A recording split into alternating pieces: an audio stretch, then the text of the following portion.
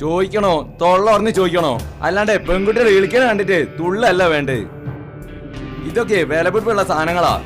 ഇതിലൊക്കെ ചളിയാല എന്റെ പൊരന്ന് കൊണ്ടുതരുമോ? പൊരക്കാരെ പറയണ്ടോ ഫൈസൽക്ക. എന്താണ്ടാ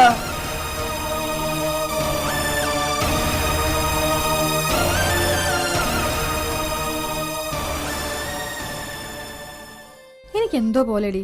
എന്തേ ബാത്റൂം പോണോ? ഹേയ് അതല്ലടി, അയാളെ കൊണ്ട് അത്ര എടുത്തിടിപ്പിച്ചിട്ട്. ഓ അതാണോ? അതിന് നീ എന്തിനാടി വിഷമിക്കണേ? ഷോപ്പുകൾ ഇങ്ങനെ നിരന്ന് കിടക്കല്ലേ. വാ കേറി പോവാ. ഞാനിതാരോടാ പറഞ്ഞത്?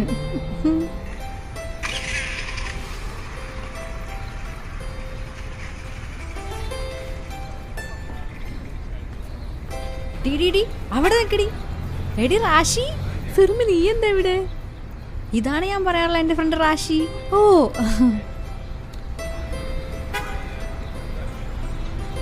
എന്തായാലും നിന്നെ ഒന്ന് കണ്ടല്ലോ. എന്തൊക്കെയാ പിന്നെ? ഇത് രേഷ്മ, ചിന്നുന്നാ പറയാ. Nice to meet you. അല്ല നീ എന്താടി എന്റെ നാട്ടില്, അത് സ്കൂട്ടറില്? എവിടെയാ ഇപ്പൊ താമസം? സത്യം? എവിടെയാ വീട്?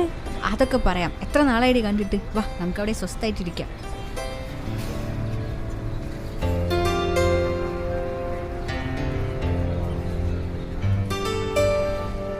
പിന്നെ പറ മോളെ, എവിടെയാ താമസം? കോപ്പറേറ്റീവ് ബാങ്കിന്റെ ബാക്കിലാ.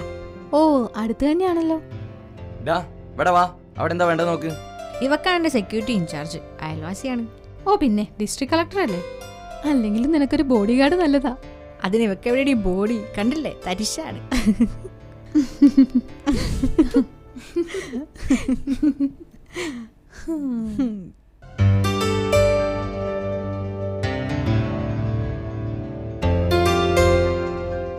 നമുക്കിടുത്ത് നേരെ വീട്ടിലേക്ക് വിട്ടാലോ?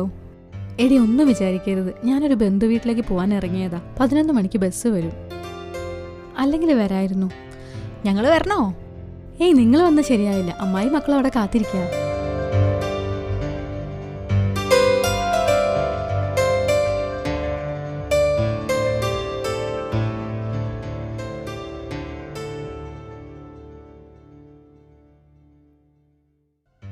ഏയ് ഞാനൊരു സൂം ചെയ്യും. ഇത്ത ഗൾഫിലല്ലേ, പിന്നെ അത്യാവശ്യത്തിന് വെറുപ്പിക്കാൻ ഇവളെ ഫാമിലി ഉണ്ടല്ലോ. അല്ലടാ പേരൻസ് ഒക്കെ?